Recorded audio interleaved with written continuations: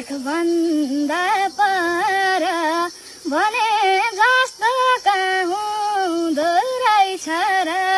रुँदै रुँदै तिम्रो साथ छोड्ने बेला भयो